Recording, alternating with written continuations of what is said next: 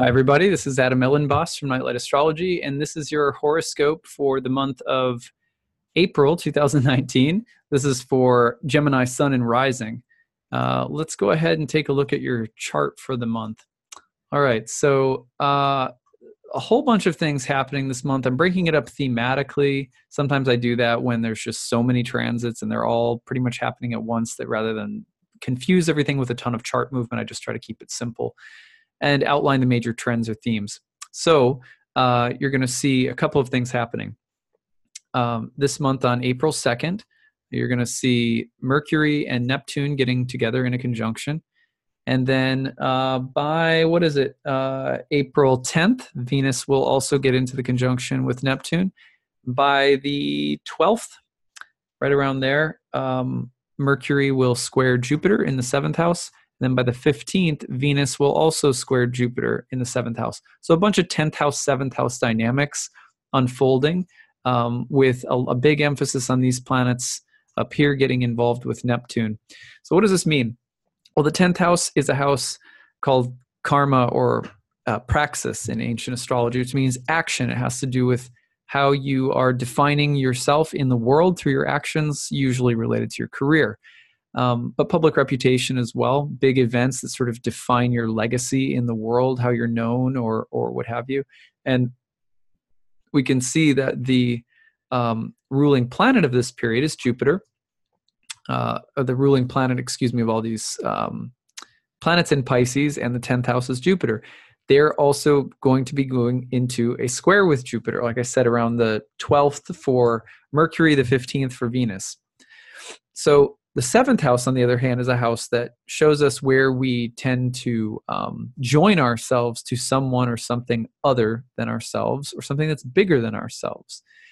So the potential for there to be a theme of professional or romantic partnering this month that is life-altering is actually quite strong for Pisceans. It could be one step in a process, but you're looking at both Mercury and Venus moving through conjunction to Neptune, indicating some greater flowering in the public space or professional space, and probably having to do with relationships, friendships, allies, women, love, Venus, maybe negotiating something or working out the details of something, Mercury.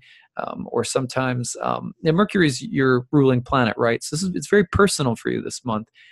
And then hitting the squares to Jupiter in the 7th, you're looking at whatever you're doing having the effect of bringing benefits, blessings, and growth, Jupiter themes, to relationships. So you're joining with someone or with something this month, it appears, or the benefits from different kinds of professional partnerships or relationships in the workplace are there. It'd be a little bit careful of the potential to wear rose-colored glasses with Neptune and to get a little bit, just to be a little too idealistic, or to take help or get involved with someone or something you think is really great. It's really going to help you, but maybe you are, overestimating the potential of something. So be careful of how high you set your expectations. But I wouldn't look a gift horse in the mouth either. I think the potential for joining or yoking together with people that will really be an asset or blessing to you is also there. So that's the big dynamic of the month for you as Gemini, right? And this is important because last month you were going through a pretty intense time in the professional career house, maybe some pretty big reversals or changes with your ruling planet Mercury, badly debilitated last month and retrograde. And now it's just starting to come out of that fog, and what blessings or benefits come through some kind of intense process that you've been through recently. And I think probably centered around relationships and career. So at any rate, that's the first one. Now the next one is a new moon in the house of friends and allies and benefactors on April 5th. Sounds nice, right? Maybe some new connections or new activities in groups or among friends, or meeting some new allies. That's kind of a new moon in the 11th. But the sun is going to go through squares to Saturn and Pluto in the 8th, And then eventually the full moon in Libra will come through also with squares to Saturn and Pluto in the 8th. So what does this mean? Well, again, I like the idea with the 11th house, the house of good spirit, the joy of Jupiter. It brings fortunate connections with people into our life, or it engages us in activities with our allies or our friends, or things that we care about, that we want to. Sometimes, we're trying to be an ally for someone else, or we're trying to help others in the 11th house. So those themes are really pronounced, but they run into some deeper, difficult, heavier stuff from Saturn and Pluto in the 8th house. There's the house of death. It's also the house of inevitabilities and loss, but it's also connected to fortune or gain that comes through other people, or sometimes other people's misfortune. So, but the 8th house sort of has a karmic price tag that comes along with it. So even though there's this general theme of blessings coming through and a newness being planted, new allies, new causes, there's maybe some feeling of loss or inevitability, or meeting with some kinds of obstacles that are pretty challenging with the square to Saturn and Pluto. You can also think about the squares to Saturn and Pluto in the 8th in terms of the certain kinds of conflicts about resources or assets and how they're being broken up or shared, how responsibilities are being divvied up in relationships, and also gains that come through selfish or immoral intentions. You want to be really careful about those themes this month. Now, the Libra full moon on the 19th of April will fall in the 5th house, which is the house of good fortune. And it's also related to creativity and joy and happiness, things that are enjoyable. That's nice. It looks really nice, right? It looks like from a distance, your chart has the feeling this month of a lot of like fortunate events.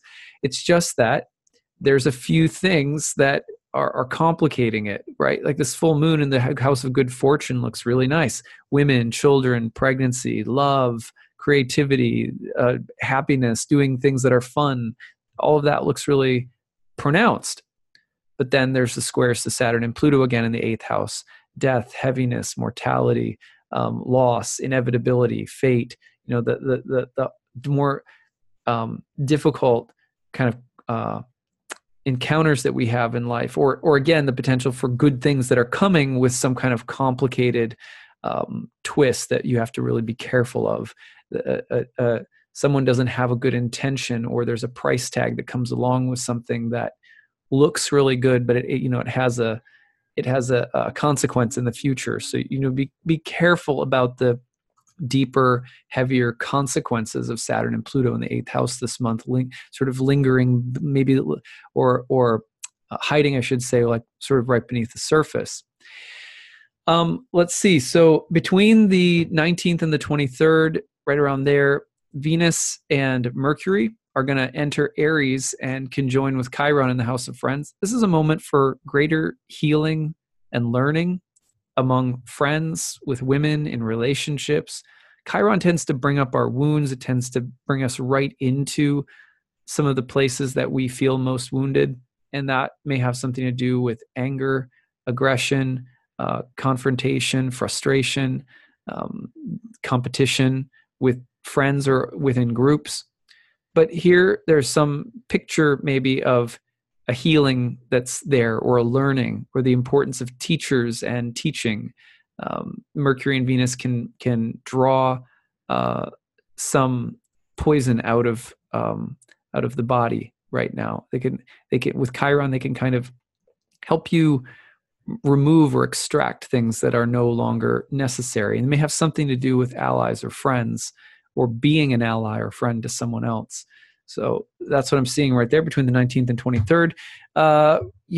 Right around the same time, between the 20th and 23rd, the sun is also going to enter Taurus and move into your 12th house and conjoin Uranus. Now, that's pretty exciting, because that's another moment where the potential for something a little sudden, something a little unexpected, but also very illuminating and potentially very inspiring will take place. Uranus is the unexpected rebel that shakes things up, challenges the structures of the existing paradigm. And the sun is illumination, clarity, knowledge, light. So in the 12th house, you're looking at a house that is often related to things that are things that take us off course, things that come in and try to lead us off in the wrong direction, or that take us off course because of sickness or injury or mental illness or whatever, addiction. Anytime the sun, however, which is a planet of healing and like the sunlight, is the best. Sunlight is the best medicine. Sunlight is the best antibiotic. You've probably heard that before. So this is a moment where a deeper understanding, illumination, and healing level of insight is possible, potentially around some of your more vulnerable personal shadows. You have to be careful. This one can also be one of those like, I've got the greatest bad idea in the world moment. That's it's a possibility, but you'll know the difference because just watch for impulsive and somewhat reckless actions, but also the theme of illuminating insights that can help heal. And then finally, between the 26th and 27th, Mars in your home sign will be getting into a square with Neptune in your 10th house. Now, this kind of has a Joan of Arc energy to it, Mars, Neptune.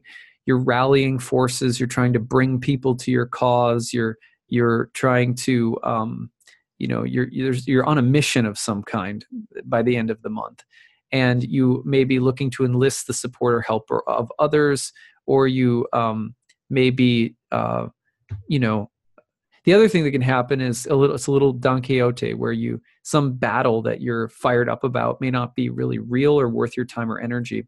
So the call to sacrifice, the call to kind of go to battle with something that you feel is of a higher nature that's really calling you, but that might be a drain on your time or energy, or that might be somewhat diluted or grandiose. That's there, so be careful of it. But also, there is the potential for an actual authentic call to action that is of a higher nature. So you have to be very discerning to know the difference. So that's what I've got for you, Geminis, this month. I hope this was interesting. I'd love to hear from you. Please leave your comments.